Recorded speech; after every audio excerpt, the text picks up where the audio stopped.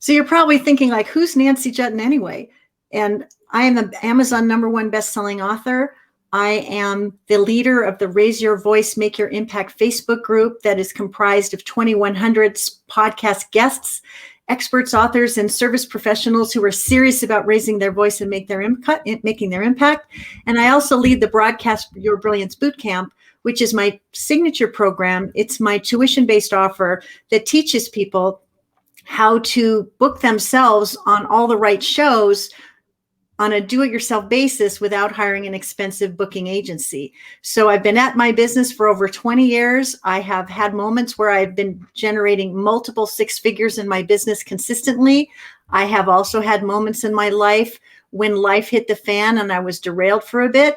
And now I'm right back at it again. So one of the most important lessons I could share with you is that success is not a straight line. Sometimes life does get in the way. But if you get back to the mission that you are fighting for and what makes you special, different, and preferred, your own light will shine even brighter, and you'll find an audience of people who can't wait to benefit from how you help. That's really the flag that I'm waving here. Now, Brian has been saying you got to have an offer that you love. And I want to ask you, has it ever happened? You were sitting at the feet of the wisdom of some guru and they laid out a plan as to how you could get to six figures fast or how you could get to seven figures fast. And as you were looking at the model that they were outlining for you, you were thinking to yourself, well, if that's the path, I'm going to do it, but I'm going to go kicking and screaming every step of the way. If you ever have that reaction of going kicking and screaming every step of the way, is it any wonder that no matter what it is, the path that has been laid out before you, that you are stumbling and bumbling along and not feeling great about what you're up to and not having the great results at the bottom line that you want to celebrate? I too have had that moment where someone portrayed that you need to do a 3-day live event and you need to have the coffee hot and you need to have the structure of the event go in a certain way. And then on this point, on the second day, you're going to make this amazing offer and everybody's going to rush to the credit card. And then on Sunday, you're going to have a breakfast and everybody's going to celebrate. And all the people that missed out are going to press their nose against the glass and they're going to say, oh, shoot, I'm a loser. I didn't say yes. I have been told that model again and again and again, amen. And every single time it's been presented to me, I have wanted to run in the opposite direction because it is just not my thing to hold court for 3 days in some fancy pants hotel and entertain and inspire 1 hour after the next, after the next, after the next. I'm an introvert. Doing something like that would be the kiss of death for me. And so I have never pursued that path because I knew in my heart and my head and my gut that it was the wrong path for me. Whatever it is that the path is that you have been told to follow, what I want you to think about and consider is, are you excited about that path? Is that approach going to align with what you are brilliant at and that you can't wait to do? And do you love what you're offering so much that the confidence you have around that offer is so powerful that wild horses couldn't stop you from sharing it with people? I think those are really, really important things to consider. So let's talk about some of the biggest mistakes that you can make when you're creating your offer. And believe me, I've made them all. Does anyone willing to confess that they started with a low ticket offer and overstayed their welcome in low ticket land? If that's you, give yourself a pat on the back for proving to yourself that you can bring a low ticket offer to the marketplace and have people buy it. It does take a lot of skill to create something that people want to buy. And when the exchange of value is made, you have a sale and the client has a solution. The trouble with overstaying your welcome in low ticket land is it's really hard to create that sustainable income that you require in order to meet the desires you have for your own life. It's great to have a low ticket offer, but don't let that be your flagship offer. Let that be something that you can downsell to people who love you and what it is that you do, but for whatever reason cannot say yes to your premier offer. Another big challenge or problem that people run into when they are creating their offers is they are failing to apply a fair tuition to the offer so the exchange of value can be fair. You think to yourself, well, if I offer it at a low price and I go above and beyond the call to serve, I'm going to create champions, advocates, and ambassadors so that I can get to do this again and again with more people. But the fallacy there is that if you are delivering far more in value than you are receiving in terms of tuition, you may feel resentment right out of the gate. Why am I giving away so much value in exchange for so little reward? My invitation is for you to consider how you can make the exchange of value fair.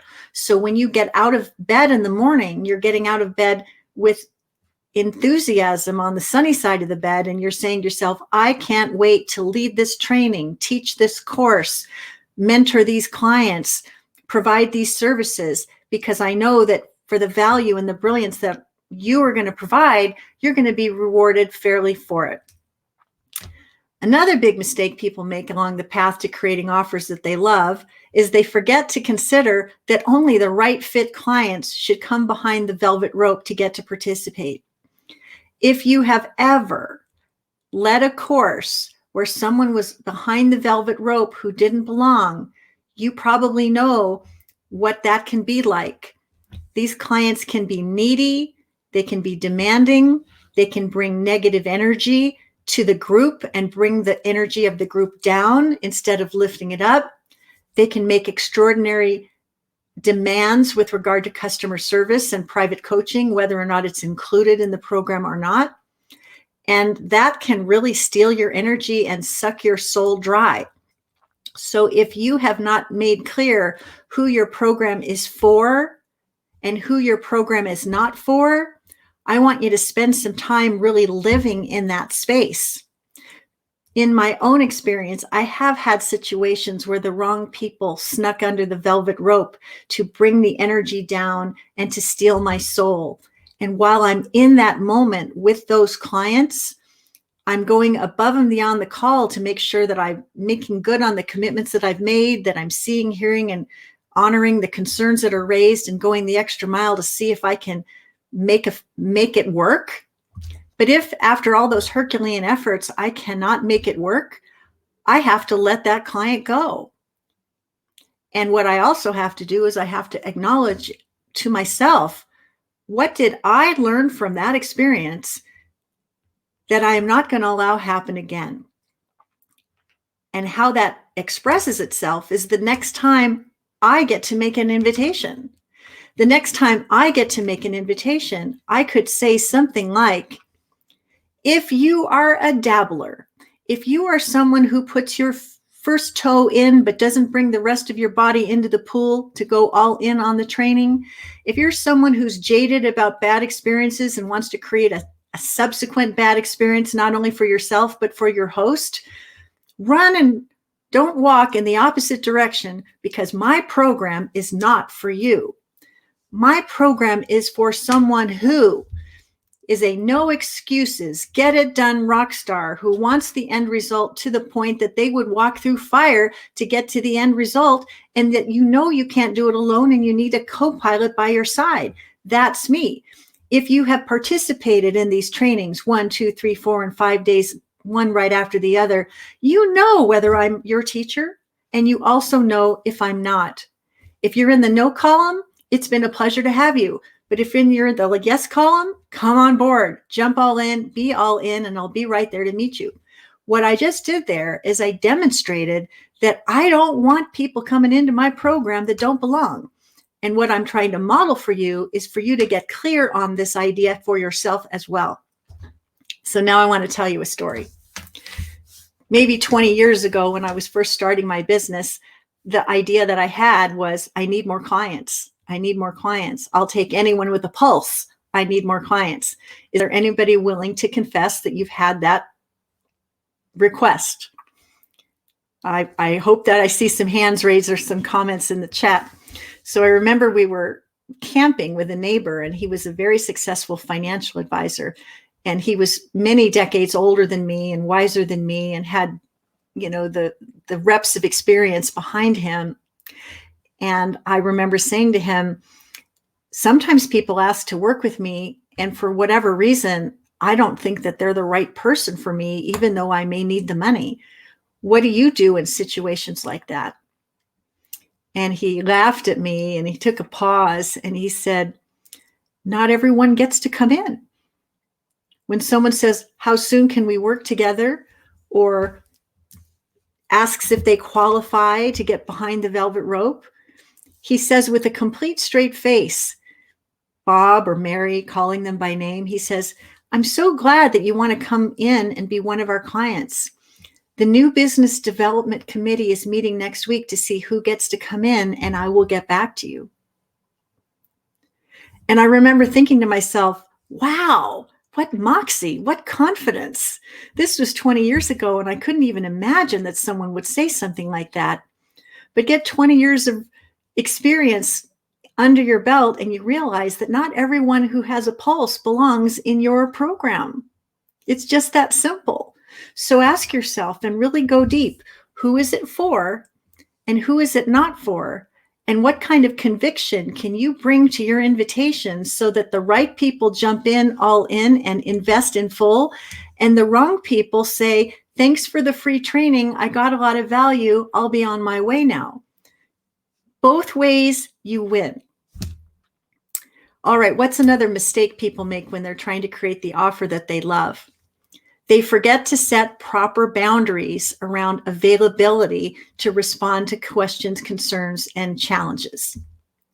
I'll never forget the time that I was teaching my Broadcast Your Brilliance bootcamp a number of years ago at a much lower tuition, and I think I had 60 or 70 people enrolled in the course.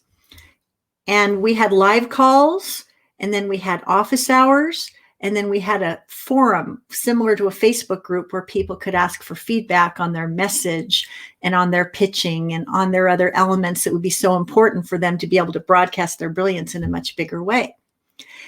And I remember this so distinctly that a woman posted her bio that she wanted me to review at 2 a.m. Pacific time, which here in where I live is sleep time. And she was tapping her toe and wondering, why had I not responded to her? And she wrote me a complaint letter the following morning. I made my submission at 2 a.m. Pacific time, and it's already 6 a.m., still no reply. I'm really disappointed.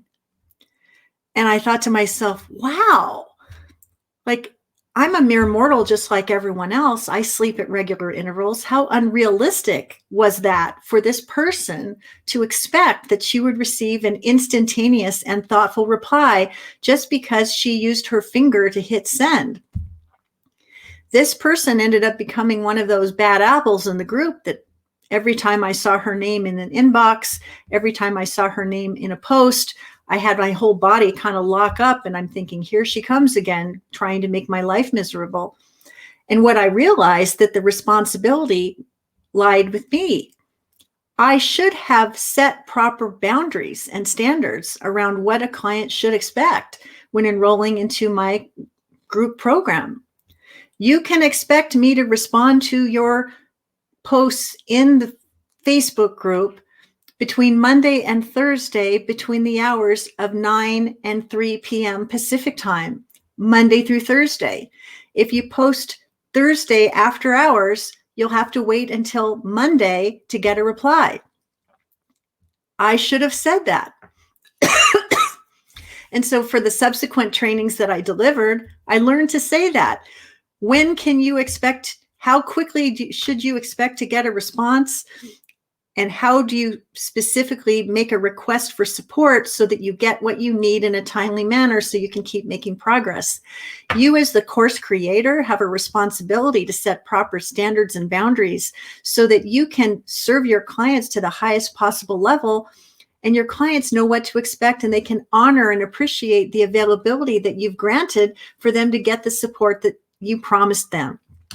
Set proper boundaries. I promise you it will increase the value that people get from whatever it is that you offer, And it will make your life so much easier because you'll have fewer people making complaints about things that weren't promised in the program in the first place.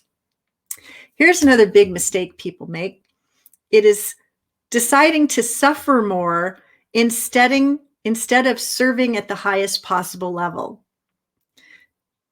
Have you ever had a situation where you said, I'm going to suffer 3 more rounds of this training before I change it to be exactly what it should be? I'm going to suffer at a lower tuition until I prove it to myself and others that it's worth 3 times more. I'm going to suffer in whatever way that you have been, by believing that I'm not good enough, by believing you're not worthy, by believing that other people are better than you and getting lost in the comparison game. If you have found yourself in compare and despair, I'm going to suggest you do something that the TV psychologist Bob Newhart used to say, which is stop doing that. Stop doing that. Stop doing it starting today.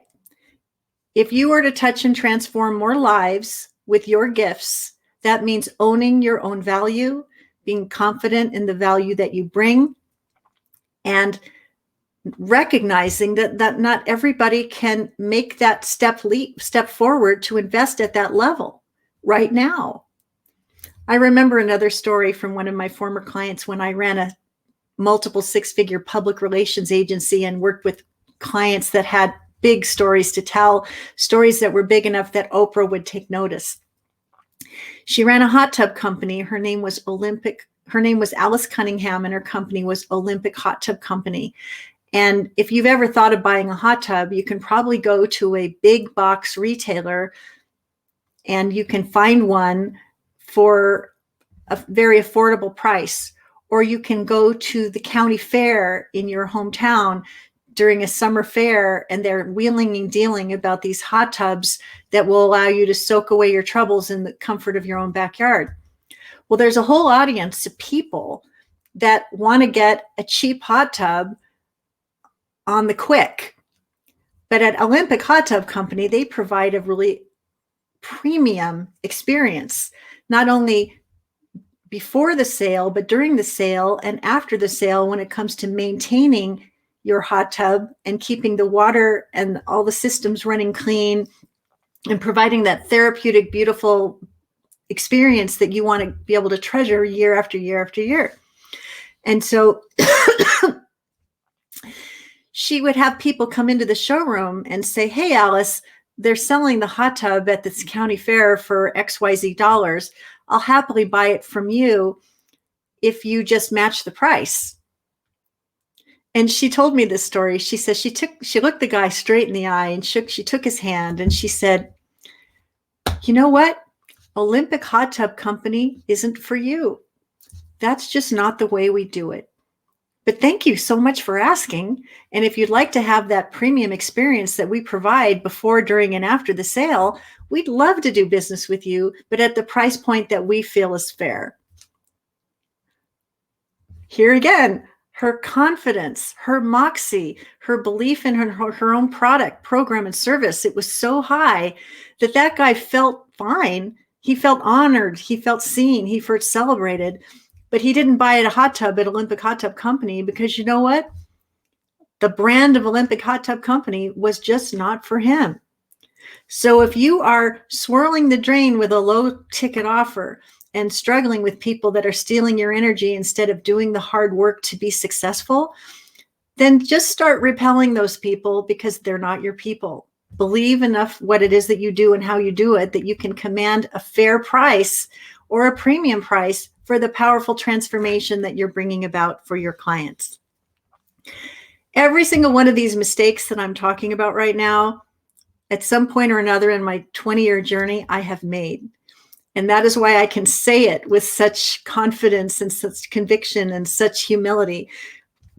Been there, done that, got the t-shirt, and I don't want to play that game anymore. So I want to say that if you're building a program that you really want to put a stake in the ground around, I want you to do something or try something that I did when I first decided to bring about a more premium offering to my own market.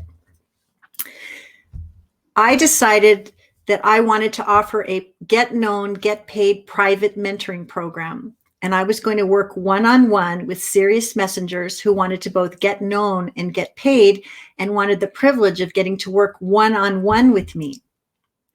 And so I know, and you likely know, that most coaching programs offer content, coaching, community, accountability, celebration, recognition. These are some of the elements that go into a premium program. Well, what I did was I thought, I want to include all of those elements, but I also want to create a program that I love so much that my confidence is going to soar big time. So here's what I did, and this is, I'm not kidding. I took a yellow sheet of paper, just like this, and on the left-hand side, I wrote cake. And on the right-hand side, I wrote cringe. And I thought to myself, of the serious investments I have made in my business over the last number of years, which programs did I love the most and what did I love about them? And I wrote all those things that I loved about them on the side of the piece of paper that said cake.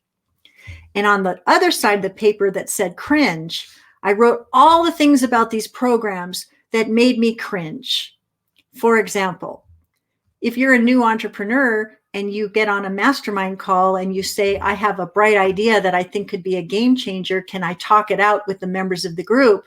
And then 3 weeks later, someone else in the group liked your idea so much that they ran away with it and took it as their own. I hate that. That's cringe. Another cringe is, why do I have to wait 2 hours to get a question answered when if I was working privately with someone, I could get an answer instantaneously? Bottom line is I had a whole long line of cake and I had a whole long list of cringe. And I decided that my private mentoring program was going to be the antidote to everything I disliked about any prior program I'd ever invested into in my life. And when I wrote it out, I had so much conviction around it that it flowed out of me like music. And then when it was done and I looked at it, I asked myself, would I personally invest 10 times the tuition to participate in a program like that to get my problem solved? And my answer was, yes, I wish I had been presented with an opportunity described in just this way, and I would have paid 10 times the price to solve the problems that took me so long to address with every other program I cobbled together with whatever investments that I made. So here's the best part of that story. You've probably been on teleclasses and webinars where there's this big long masterclass, and then there's this transition to the offer. And then you start to feel that uncomfortableness, and then you go, here comes the pitch, and then you start to get really uncomfortable. And you know what that's like. I thought, I don't want to do it like that.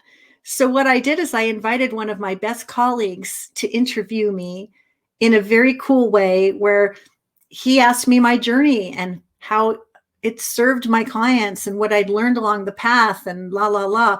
And when it came time to the minute 55, he says, well, what's next, Nancy?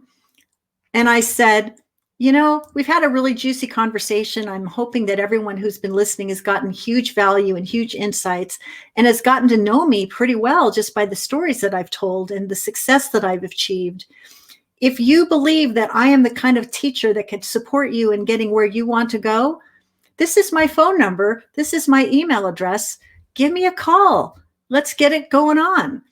And you know what? 10 people said yes to my 5-figure offer. And it was a 5-minute offer that happened at the tail end of a call that was all of the help and none of the hype. It worked for me. And why did it work for me? Because my conviction in the offer that I had created was so high. I knew that if that same solution had been presented to me when I was suffering from those problems, I would have invested 10 times the tuition to have the benefit of that program. And I felt so strongly about it. And I knew that if I had 10 amazing clients say yes to it, I will want to get out of bed every morning on the sunny side of the bed, and I couldn't wait to get to my desk and get on the phone and work with these people and support them in the way that they expect, in a world-class way where they were the center of my attention. I loved the program. I loved the results my clients got from the program. And when the program was over, most people decided to renew with me. And then when I had done everything I could to support them, we became friends for life. It wasn't a transaction, it was a relationship. All this is to say that if you want to love what you are doing, create a cake list, create a cringe list, and be the antidote to everything that you dislike and the solution that your people are searching for right now. I promise you, your own confidence and conviction will grow in leaps and bounds as you get a chance to share it with people, and people will beat a path to your door. So that brings me sort of full circle to where I am right now. When I first brought my first high value, high tuition program to market, I did it in a long form conversation with a colleague where there was mutual respect, and there was also an audience of people eagerly listening. What do you know? The right people felt called to work with me. Those long form conversations are exactly what happens for me every day when I podcast guest on the shows of other people. I get the opportunity to tell these kinds of stories and share my heart and share my conviction and let people know the problems that I solve. And what do you know, when the shows are over, the host always says, tell me, how can our audience take another step in your direction?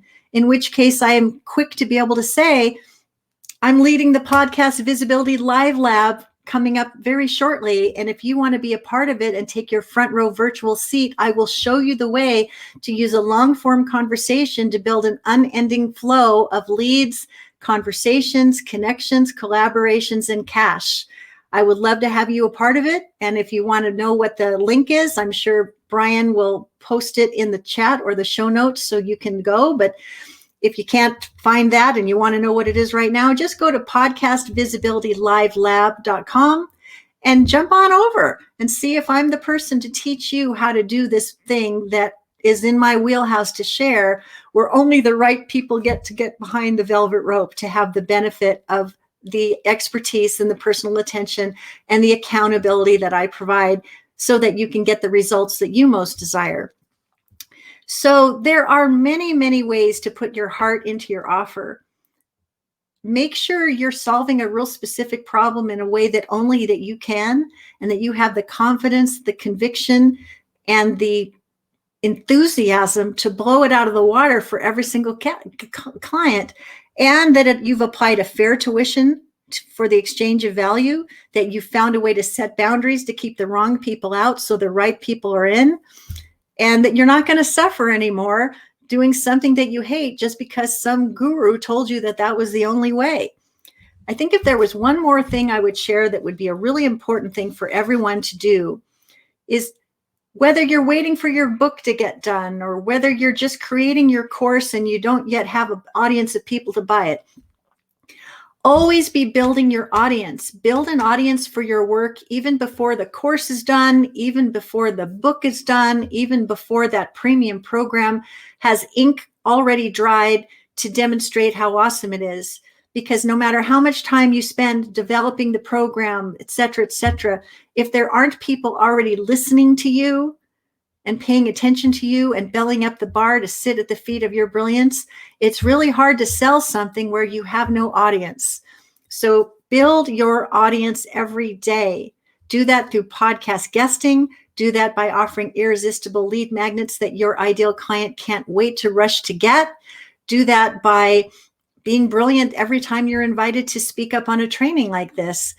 The right people will come running in your direction and the wrong people will run in the opposite direction. And that is essentially what good marketing is. You bring in more of the right people and you repel the people that don't fit.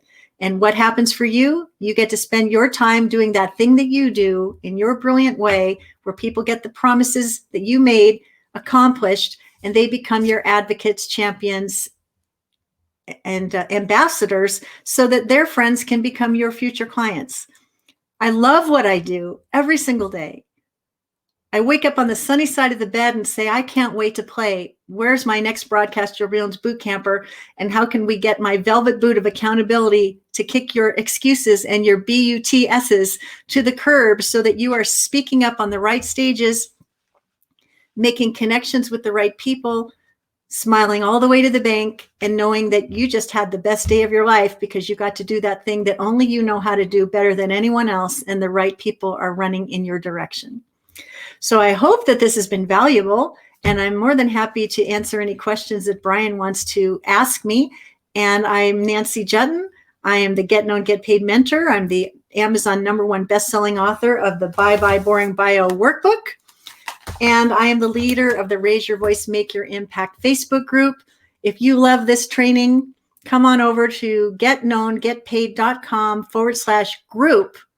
Answer 3 simple questions about why you belong in the group, and I'll see you on the other side. I'm Nancy Juetten. It's been my pleasure. Bravo. Bravo, Nancy. That was a true masterclass. That was absolutely amazing. Absolutely amazing. It's the capper for my 5-day. I knew you would crush it. Yes, the capper. Unbelievable stuff. We do have one question, and I have a question of my own. So it's sort of an introspective kind of question. So I'm gonna let you take it here. It says from Mary, when did you know that it was time to turn your content into a business?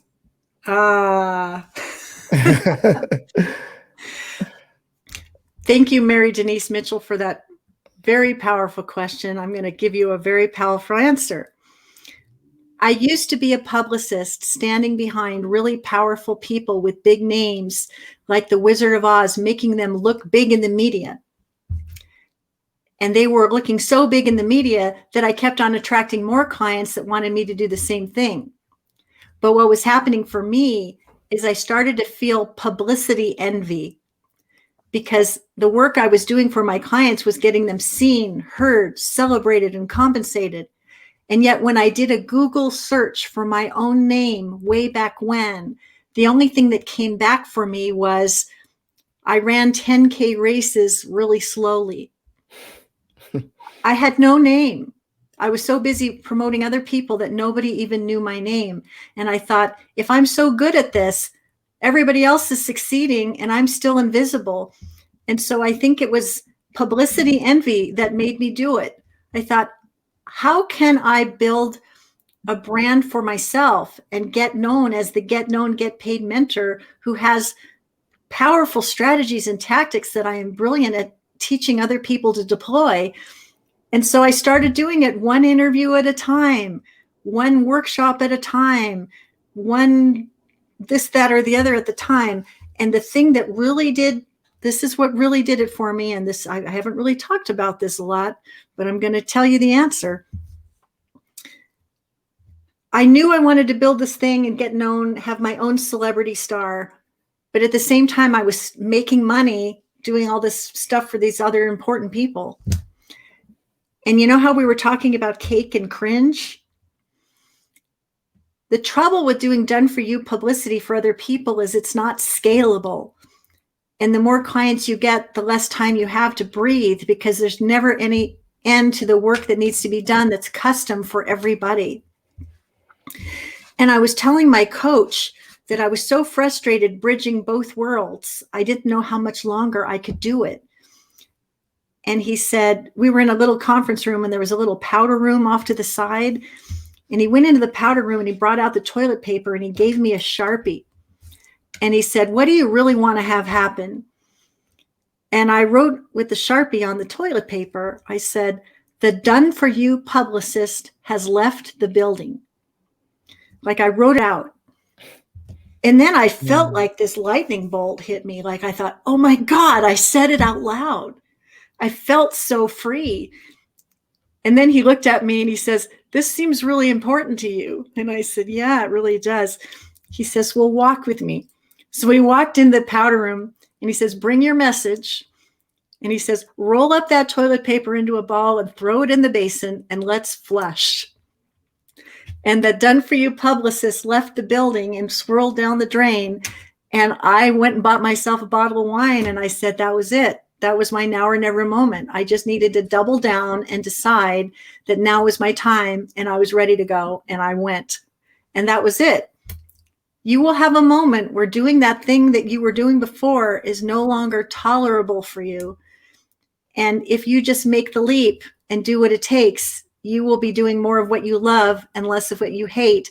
And that's really what this challenge is all about, having offers that you love, that people want to invest into to get the benefit or relief at your brilliance.